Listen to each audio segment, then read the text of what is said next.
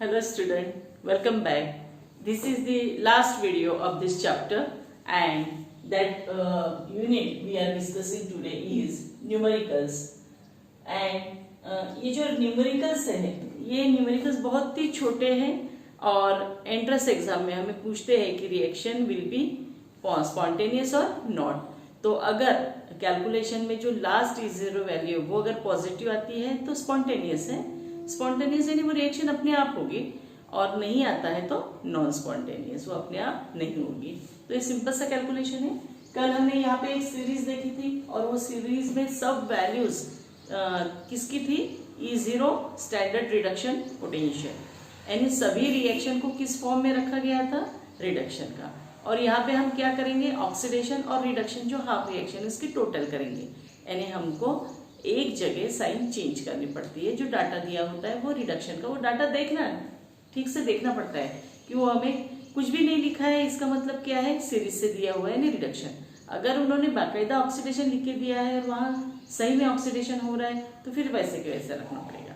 तो आप जब क्वेश्चन सॉल्व करोगे MCQ तब आपको इस एप्लीकेशन के बारे में पता चलेगा।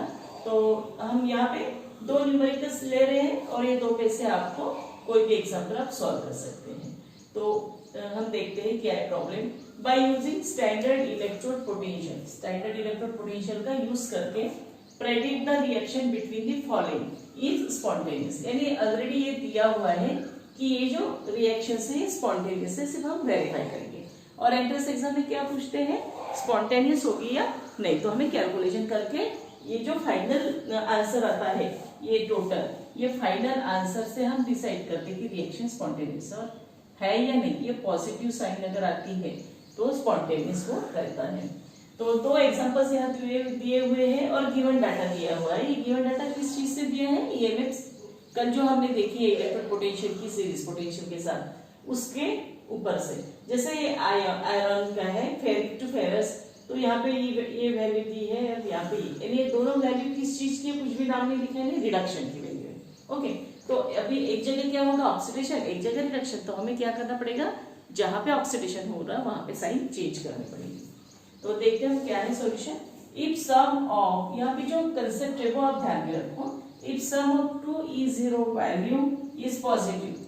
देखो आप अगर 12 का पढ़ने जाओगे तो फिर गिब्स एनर्जी है, एंथैल्पी है, देन हीट ऑफ रिएक्शन है, एक्सोथर्मिक एंडोथर्मिक रिएक्शन, वहां पे भी सब साइन आने वाले हैं, पॉजिटिव नेगेटिव, गिब्स एनर्जी है।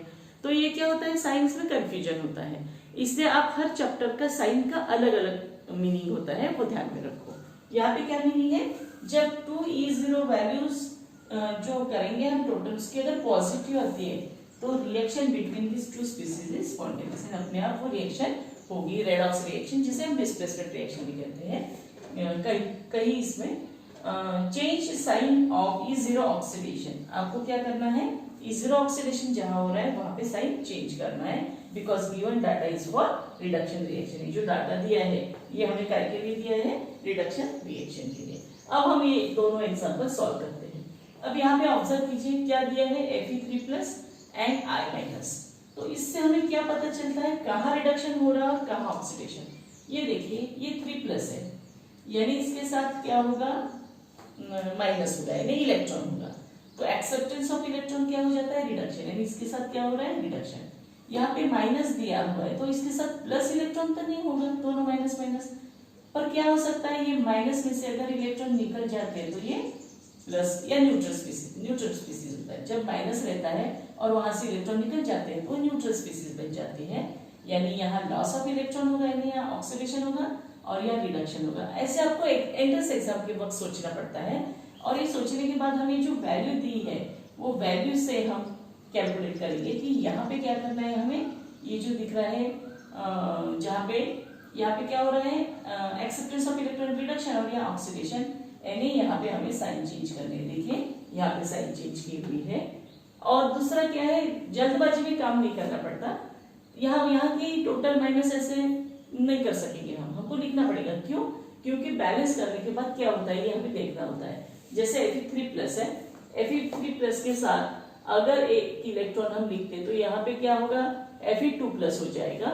पर क्या होता है? रिएक्शन बैलेंस नहीं होती, क्यों नहीं होते? क्योंकि यहाँ पे जो हमें दिखाना है I-, इसमें से जब एक इलेक्ट्रॉन निकलेगा तो सिर्फ I रहेगा, और I स्टेबल है क्या? नहीं, आपको I2 लिखना होगा, और यहाँ पे I2 लिखना होगा, यानी यहाँ ट्वाइस लिखना होगा, यहाँ ट्वाइस लिखना है यानी यहाँ 2 इलेक्ट्रॉन, और यहाँ 2 इलेक्ट्रॉन, इससे यहाँ 2 इलेक्ट्रॉन लगेंगे। इस तरह से हमें रिएक्शन बैलेंस करनी होती है। दिखने में छोटी चीज है, पर हमारे ये सब आइडिया क्लियर रहना चाहिए कि ये स्टेबल फॉर्म है।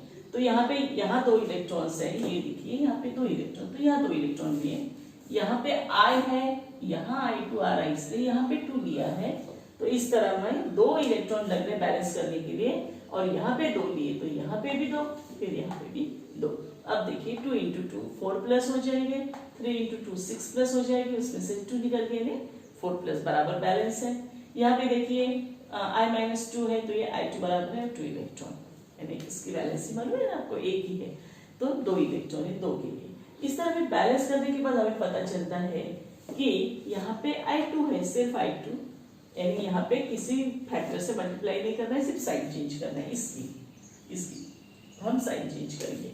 और यहाँ पे क्या हो रहा है, यहाँ पे ट्वाइस आ रहा है, यहाँ पे भी ट्वाइस आ रहा है, तो ये जो ट्वाइस आ रहा है उसकी वजह से हम क्या करेंगे, 2, ये जो वैल्यू दी हुई है 2 × 0.77 से मल्टीप्लाई करेंगे।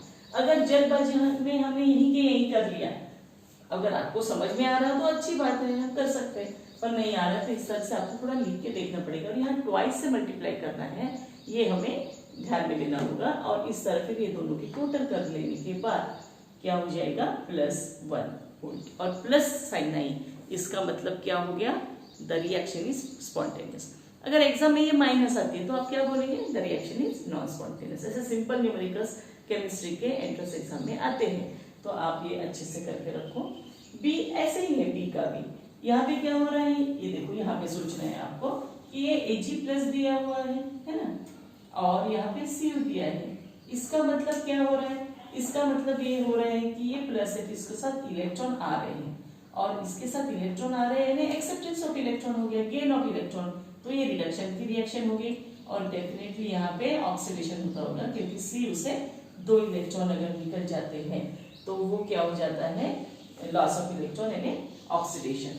तो इस तरह आपको अगर नहीं समझ में आ रहा तो आप लिख भी सकते हैं, ये ऑक्सीडेशन है और ये क्या है, रिडक्शन, यानी ऐसे 2 रिएक्शन बननी चाहिए, एक ऑक्सीडेशन रहेगी और एक रिडक्शन। तो वो पहले आपको आइडेंटिफाई करना है कि कौन से ऑक्सीडेशन है और कौन से रिडक्शन है।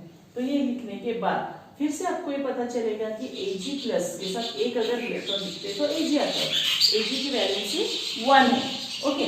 तो यहाँ पे क्या हो जाएगा, दूसरा हम Cu लिखेंगे, Cu के साथ क्या हो जाता, Cu2+ +2 इलेक्ट्रॉन, तो यहाँ पे ऑक्सीडेशन, लॉस ऑफ इलेक्ट्रॉन होता है।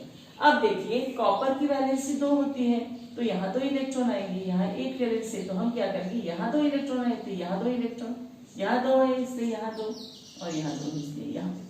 तो इस तरह आपको ज्यादा से ज्यादा क्या बैलेंस करना पड़ेगा, या तो 1 इलेक्ट्रॉन या तो 2, ये 2 में से ज्यादा रहेगा। और एल्यूमिनियम अगर होता है तो उसमें 3, तो उसको मल्टीप्लाइंग फैक्टर 2 यूज करते हैं हम 6 इवन लाने के लिए। तो देखेंगे वैसा वो एक एक्सेप्शन है, अदरवाइज 1 और 2 ज्यादा आते हैं। और हमारे पास प्रैक्टिकल का जो बुक होता है उसमें से अगर हमने अच्छे से पढ़ाई की तो हमको सबकी वैलेंसी पता चल जाती है, मैक्सिमम इसकी 1 और 2 रहती है, ऐसे इस तरह से बैलेंस करने के लिए। ठीक है, यहाँ पे सिंगल है ना, आपने देखा यहाँ पे 3+ है, ऐसे कुछ रेयर होते हैं, यहाँ पे 2+ है, यहाँ पे सिंगल माइनस। तो ये आपने को एग्जाम्पल से ध्यान में आ जाता है, जैसे हम पढ़ाई करते हैं और अच्छे से पढ़ाई रेगुलर करते सब करते पढ़ाई, तो हमें ये सब चार्जेस के बारे में पता चल जाता है। तो यहाँ पे 2 हो गया, तो यहाँ पे मल्टीप्लाई बाय 2 हमने किया है, क्योंकि यहाँ पे जो है 2 आ रहा है, और यहाँ पे क्या किया है हमने, यहाँ पे कुछ भी फिगर नहीं है ना, इसलिए उसको हमने वैसे के वैसे रखा, वैसे यहाँ पे भी हो रहा है। तो यहाँ पे जो रिडक्शन, यहाँ पे कोई भी फैक्टर नहीं आ रहा है, इसलिए 1 ही रहेगा, जैसे के वैसे रहेगा, और यहाँ 2, और इन दोनों की टोटल हो जाती है वो प्लस आती है, therefore the E0 value plus है, रिएक्शन इज स्पॉन्टेनियस। बहुत सिंपल है, पर वो प्रैक्टिस से ही हमें परफेक्शन आता है। I hope you understand this topic, and with this we finish the redox reaction chapter very nicely. और आप पढ़ाई कर रहे होंगे, आपको अगर कुछ समझ में नहीं आता तो डिफिकल्टी आप व्हाट्सएप पे मैसेज करके मुझे पूछ सकते हो, या कोई भी डिफिकल्टी के बारे में, कोई आंसर नहीं आ रहा उसके बारे में भी आप पूछ सकते हो। इसके नेक्स्ट वीडियो में हम पीरियडिक टेबल के बारे में लर्न करने जाने वाले हैं। तो be ready and I hope you are safe at home.